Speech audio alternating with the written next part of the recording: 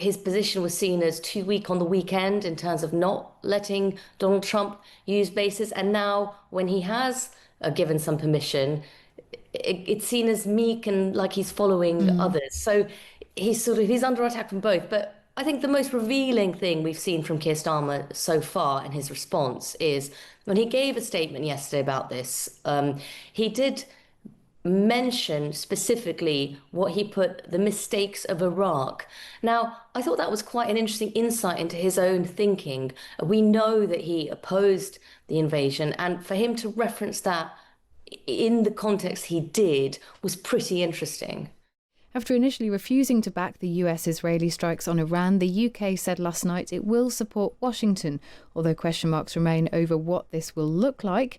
We'll speak to the Foreign Secretary at 7:40 to put some of those questions to her. Meanwhile, the Home Secretary is scrapping permanent refugee status with immediate effect this morning. Times Radio's political editor Anna Mikhailova joins us now. Good morning. Good morning, Kate.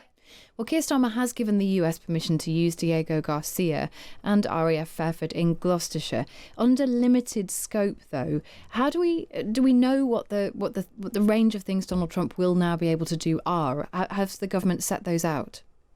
Yeah, the government published a shortened version of its legal advice for this, and is trying to make this distinction between offensive and defensive actions. So Keir Starmer has said the two bases can be used for specific and limited purpose.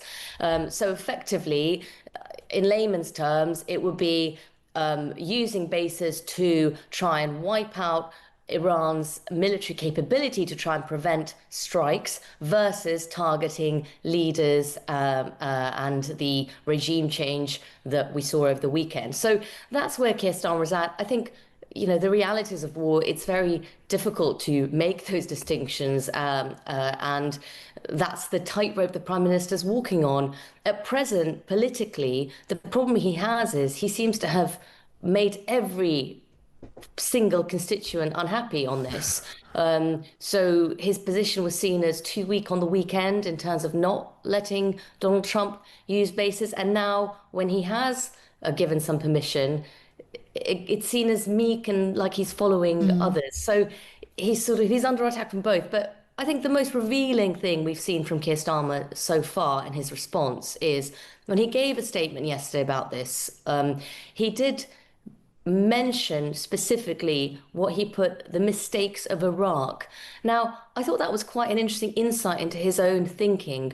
We know that he opposed the invasion, and for him to reference that in the context he did was pretty interesting. Yeah, it's a very good point. Are we likely to hear from him again today, Anna, in the House of Commons? Will he give a statement? So we know that someone's going to give a statement. Number 10 said that as of last night, they were deciding whether it would be Keir Starmer or Yvette Cooper. That decision hasn't been made yet, but certainly there will be a statement. What Keir Starmer will be doing for sure is addressing his MPs.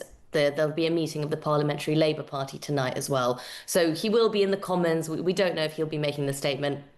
There is also some pressure from MPs, from the Lib Dems, to push for this vote on whether or not to allow the US to use UK bases. That would be slightly a bizarre vote to conduct because it is something that is seen as within the remit of executive power and number 10 at the moment. Just finally, I mentioned, and we will be hearing from Yvette Cooper shortly, the UK is drawing up plans for a huge evacuation process from the Gulf. 94,000 citizens so far registered. They think there could be 240,000 citizens in the region. How will the government manage that? Well, so Yvette Cooper is leading on this. She's speaking to all the embassies in the region involved. The message to British nationals so far is to make contact with their local embassy and local officials. We also know that UK officials are in contact with airlines in the region, and there's been some suggestion that one option is for British citizens to be essentially helped to get to one point, for example, Saudi Arabia, and then be evacuated from there. But none of those details have been worked out yet.